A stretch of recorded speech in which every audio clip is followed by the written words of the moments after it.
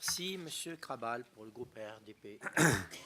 Messieurs les présidents, monsieur le ministre, messieurs les rapporteurs, mes chers collègues.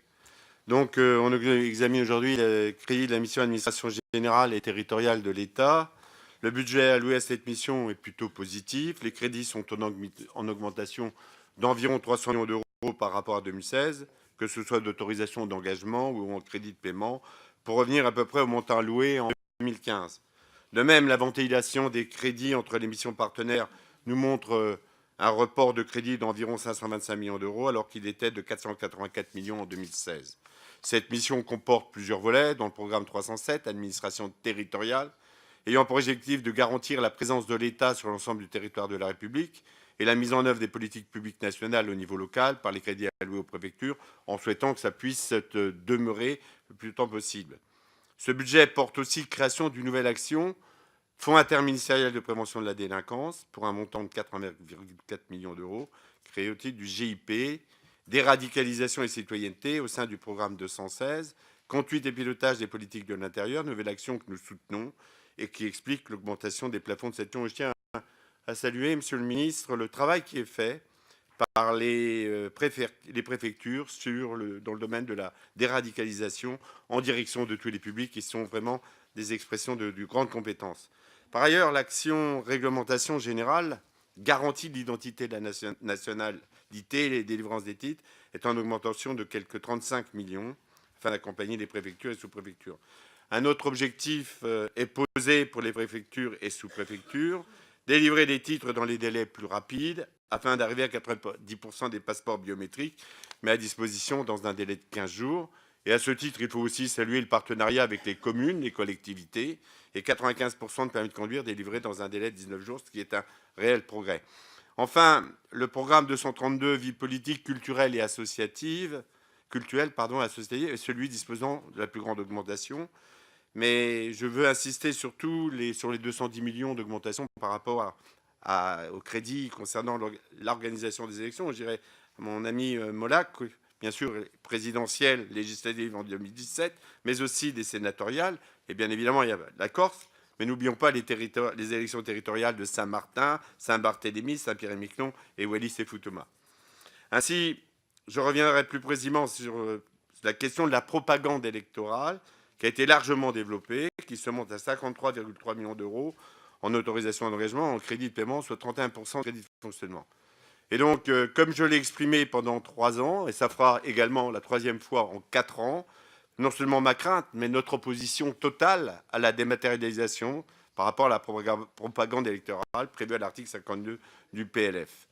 Les promoteurs d'une solution tout dématérialisée soulignent que cette réforme, aujourd'hui techniquement réalisable, permettrait une meilleure information des électeurs et s'avérerait utile pour améliorer le taux de participation, notamment auprès des jeunes électeurs.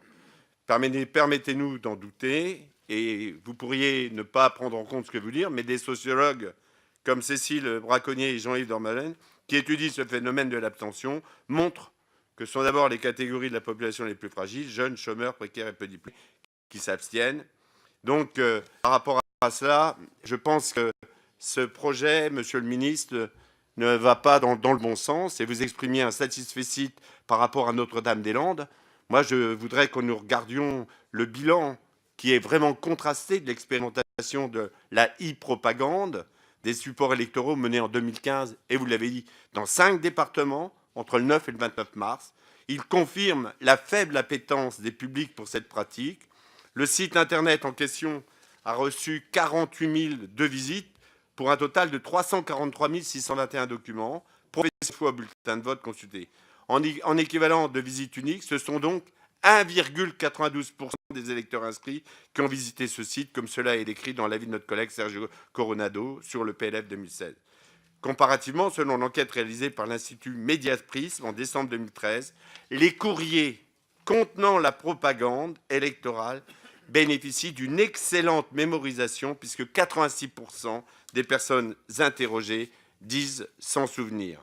Et puis, je ne veux pas m'étendre sur le fait qu'une partie de la population, plus de 17%, ne bénéficie toujours pas d'une connexion Internet. Je ne veux pas insister non plus sur le fait que dans les communes rurales, eh bien, le très haut débit, il n'y en a pas. Donc, N'oublions pas que la consultation sur Internet également permet aux gestionnaires du système informatique de savoir, par le biais des cookies, quelles professions de foi ont été consultées, sur quel territoire, les évolutions entre le premier et le second tour. La détention de ces informations pose un problème de protection de la vie privée dans la mesure où elle est susceptible d'indiquer une préférence politique.